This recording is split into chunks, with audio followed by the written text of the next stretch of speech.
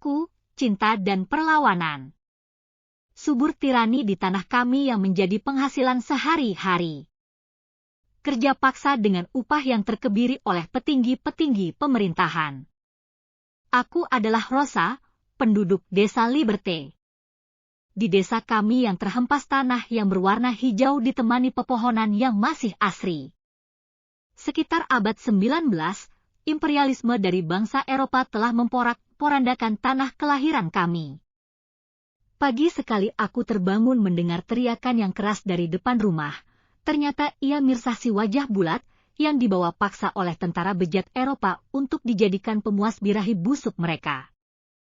Aku menangis menjadi-jadi di dalam kamar dan terus berdoa kepada Tuhan agar aku dijauhkan dari malapetaka. Kekasihku bernama Jean Egaliter. Ia kekasihku, dengan selalu membawa kemarahannya dengan orang berbangsa Eropa itu. Sesudah terjadi teriakan Mirsah, tiba-tiba suara langkah kaki yang mengendap-endap menuju ke jendela kamarku. Tuhan, selamatkan hambamu ini, desusku, si Yiyitit. Si Yiyitit. Rosa? Di manakah engkau kekasihku? Ternyata ia, jin yang mengkhawatirkanku dan datang ke rumahku dengan cepat. Lalu ia kupersilahkan masuk ke rumah dengan keringat yang bercucuran. Kau mau air minum, Mas?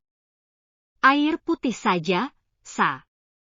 Dengan suara terengah-engah, ini Mas, airnya diminum dulu, dengan satu kali tegukan langsung habis. Di ruang tamu itu ia menceritakan kejadian di jalan-jalan yang ia lihat dengan mata kepalanya sendiri kebiadaban orang-orang Eropa itu. Kami berniat jalan-jalan selesai berbincang di ruang tamu, memakai sepeda ayahku yang sudah lama tak terpakai.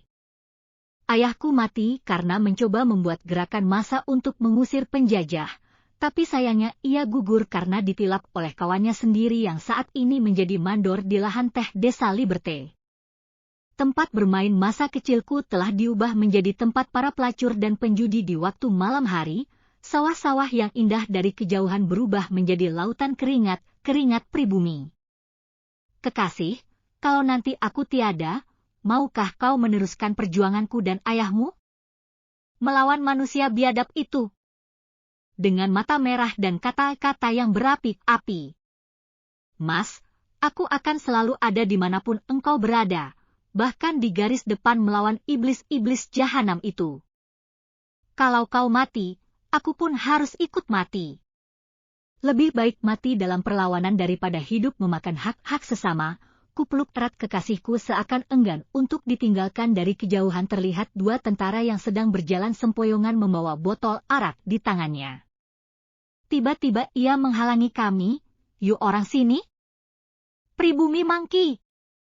Budak-budak tak bisa diatur, ia menendang kekasihku Jin dan memukulnya tanpa ampun.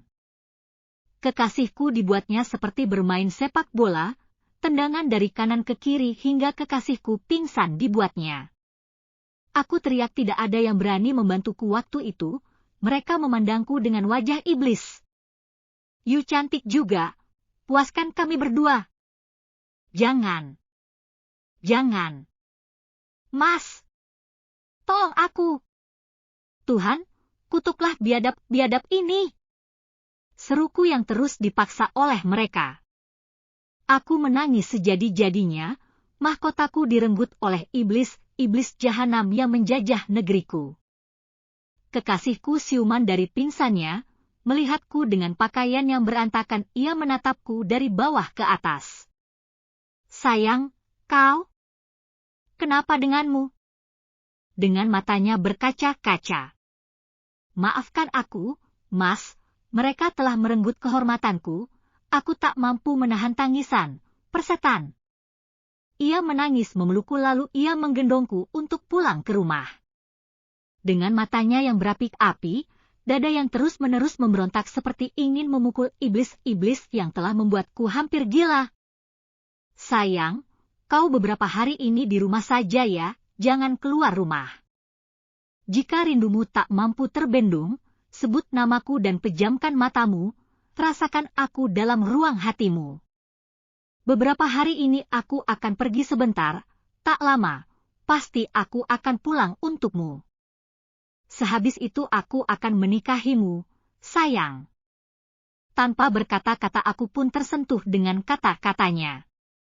Dikecupnya keningku dan ia pun pergi dengan berlari seperti dikejar anjing, anjing tirani. Sudah 4 hari aku tak keluar rumah. Pintu rumahku ada yang mengetuk. Rosa!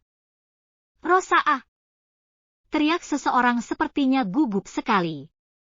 Kupersilahkan masuk seseorang itu. Sebentar, Tuan, akan ku buatkan minum dulu. Entah mengapa ia menolaknya dan sepertinya ada hal yang akan dibicarakan olehnya. Rosa, kau dengar kabar ada perlawanan besar-besaran di perbatasan Desa Liberté dan Desa Hierargi? Dengan kata-kata yang terbatah-batah. Di sana, sahutnya, kaum pribumi melawan tentara-tentara Eropa. Ros, kau tahu siapa yang memelopori gerakan itu? Aku masih terdiam. Dia adalah kekasihmu Jin. 4 hari yang lalu ia mengamuk di tengah desa dan mengajak warga untuk melawan kezaliman orang-orang Eropa itu. Lantas, mengapa kau kemari? Toh, memang kekasihku Jin dari dulu memihak perlawanan. Ia sering membicarakan revolusi Kuba dan sebagainya. Bukan itu yang ingin aku beritahu padamu, Ros. Lantas? Heranku, Jin egaliter yang memelopori gerakan warga itu diketahui oleh Gubernur Jenderal. Aku memang sahabat yang bodoh, Ros, tak mampu menjaga kekasihmu. Apa maksudmu?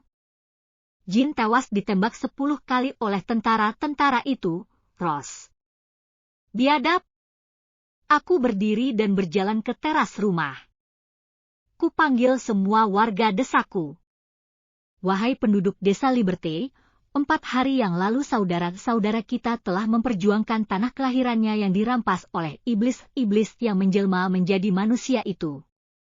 Kekasihku telah mati di barisan perlawanan.